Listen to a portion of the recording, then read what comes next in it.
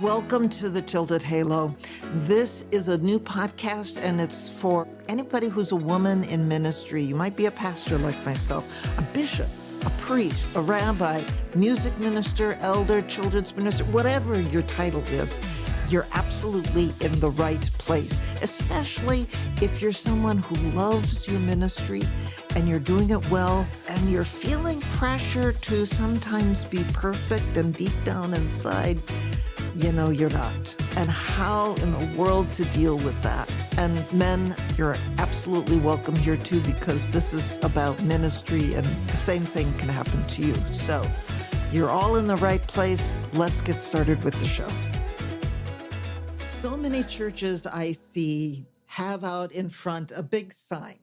And oftentimes that sign says, welcome, in some way, manner, shape, or form. And then you walk in the door and the question is, who's really welcome here? Who is really welcome? I remember hearing a story from a pastor about in his childhood, his family would go on vacation, and wherever they were on Sunday, they would walk into a church and attend the church service. And at the end of one of those, average American Caucasian family with a couple of kids, they would walk into that church service, and afterwards at one particular place, absolutely no one said hello to them. No one. And so this male pastor's mother walked up to a couple of people and said, hello, my name is, and we're visiting here. And she got some really weird stares. Who is this stranger walking in and doing this? Unfortunately, that's true of a lot of congregations in a lot of different ways. I've been a pastor at a number of congregations, and I have visited since retiring. I fill in sometimes at a congregation. And if asked, every single congregation I've ever been to says, oh, we're a very welcoming congregation. But are they really welcoming? What would happen in those congregations? And I could tell you the answer all too often, if somebody from a different racial group walked in. Oh boy, the discomfort would be felt all rippling through that congregation. I've seen that. I've experienced that. What would happen if somebody walked in who had a child that was really pretty noisy, and in the middle of the service, maybe even came running up the aisle? Boy, would there be fingers wagging. Oh, that parent is not good. They don't keep track of their kids. But I've also known of a congregation where there was a young child who did come running up the aisle at a time when the pastor, happened to be a man, was giving his message. That pastor walked, the kid came right up to where the pastor was. And what did that pastor do? He stooped down, picked up the kid, and held him in his arms. Just like nothing out of the ordinary ever happened. And continued right on with his message. And you know what happened since that time? There are more families there with young children. That one thing spoke volumes more than any words ever would. There's so many different people who we leave out because the truth is we're not really comfortable with them. For whatever the reason is, and there are many different reasons. I've been a pastor in a congregation where there was a young child who The first time I saw him in worship, he came up for a children's sermon, and he was maybe about 6, I'd guess. And his younger brother brought his older brother forward. And I thought to myself, this is a little strange. And I soon realized that this older brother also had some other behaviors and ways of being that were perhaps not normal, not the typical, shall we say, and realized that he might indeed be autistic. The family never said that word. It was like they were ashamed of the word and ashamed of that idea. But I said the word, and I talked about autism when it was appropriate in a sermon in a very positive way. And that began to open that family up, to allow them to minister, for me to minister to their son when he was in his teen years and having some difficulties, to come visit him, to be with him because they knew that I could understand in ways that no other pastor had before. What happens when we say, yeah, you're welcome, but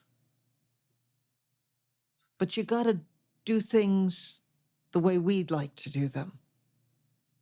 You got to be part of the family. There are congregations I've known where everybody's related in some way. You don't dare talk about anybody because you're probably talking about a relative, to a relative. That's great. It's nice. It's a family church, but heaven help somebody new who moves into the community. Or like myself as a new pastor who came into that kind of a community.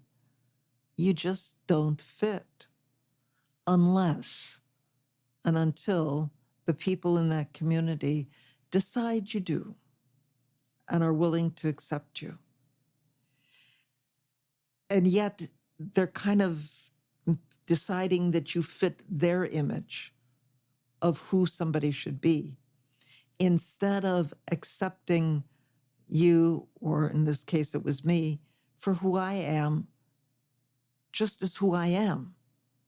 Not that I have to fit a particular image there. And then we get into the whole issue. There's the whole issue of immigration today, for one, and the families with children or without children who are seeking refuge in this country. It's a very polarizing issue for this country politically. What if somebody from south of the U.S. border walked into your congregation? What would happen? Would they be welcome? Maybe they're migrant workers. Would they be welcome? Truly welcome. And if we say, we'd be kind of uncomfortable with that, remember, Jesus was a refugee at one point in his life. He and his parents were refugees when they fled Herod after his birth and spent time in Egypt and then had to come back. So, if we exclude refugees or immigrants, who are we excluding? We could be excluding God in Jesus or an angel coming to us. My ancestors were refugees and immigrants coming to this country. Yes, they banded together in like colonies and groups, but at some point or other, they had to be accepted into the broader community and fabric, and they had to accept others in the broader community and fabric of this country. It took time, but they did. We don't have as much time these days. We need to be open to accepting people. And then there's the whole issue of those who are different of sexual orientation, gay, transgender, LGBTQ plus. I've seen congregations with a sign out says, welcome. Are they really welcome? Would somebody in the congregation say something about, well, why are you here? Instead of accepting the gift that they bring into your congregation. I think about all of this in relationship to the diversity that God gives to this world. And go out into any woodlot, and what do you see? All one kind of tree? Maybe. Place where I've lived tends to farm trees. They have tree farms. That's nice. They can grow a lot of certain kinds of trees that many of them are pine trees that are used in the paper industry and things like that. It's great. But there was a time not long ago when a certain kind of weevil got into, or beetle got into some of those trees, and it started killing trees. The only way to stop that insect was to cut down all of the, if there was an infected tree, cut down all of the trees within like 100 feet of the infected tree. And that ends up cutting down a lot of trees, especially if you have a number of trees that are infected. And I also have the experience as a child where my grandparents used to live in a major city, and the trees lining the street that they lived on were all a certain kind of elm tree. And it was gorgeous because all of the residential streets in that city had these same elm trees in them. And the elm branches grow up and then have a very graceful curve, kind of an outward curve. And the streets were just wide enough for two vehicles to pass. And if anybody was parked on one side of the street, you could only get one vehicle past them. So it was that kind of a street. And because of the arching of these branches, they met over the top of the street. And it formed basically a cathedral arch over the street. And in the summertime, you had this green archway tunnel that went as far as the eye could see when we turned down Grandma and Grandpa Street. And in wintertime, when the leaves were off, because this was up north, and if there was one of those delicious snowfalls where the snow stuck to the branches, it was like icing on all of these wonderful branches. And it was equally beautiful, a different kind of beauty, but equally beautiful.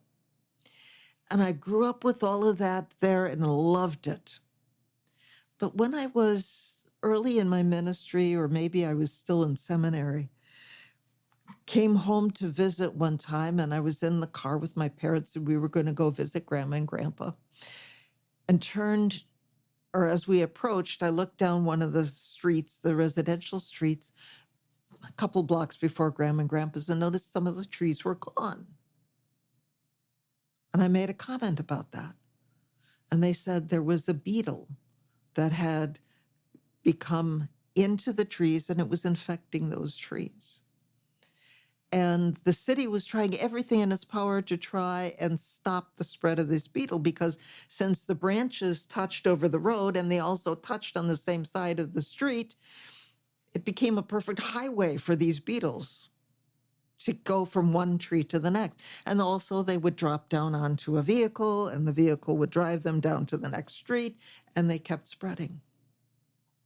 Well, my hope and prayer was very much that the city would find some way with insecticides, with fertilizers, with anything that they were trying, chopping down dead and infected trees, whatever, to stop the spread of these beetles before they got to my grandparents' street. It was probably 6 months, maybe more, before I got back to visit my grandparents again. And I was again in the car with my parents. And I had kind of forgotten about this stuff with the Beatles until we, again, were approaching their street. And I looked down that first side street. There wasn't a single tree left on the street. I looked down the next one, no trees. And the next one, I was afraid to look again because I was afraid of what I would see and was just praying that hopefully there were still trees left on Grandma and Grandpa's street. And then we turned down the street, not a single tree. The city had to make the decision to chop down all of those trees throughout the whole city. And that was the only way to stop the spread of the Beatles. So what they did replant trees, but there were no trees of the same variety across each other on the street or even next to each other. That meant there were at least 2 different varieties of trees on each street, at least 2. And it reminded me that God created diversity in this world for a reason. We are stronger. We are stronger when we welcome those who are different from us. We are much stronger when we get the new ideas, the new cultures, the new experiences from someone else and welcome that into our midst. A forest has its strength in the diversity of the trees, not in the similarities. A garden has its strength.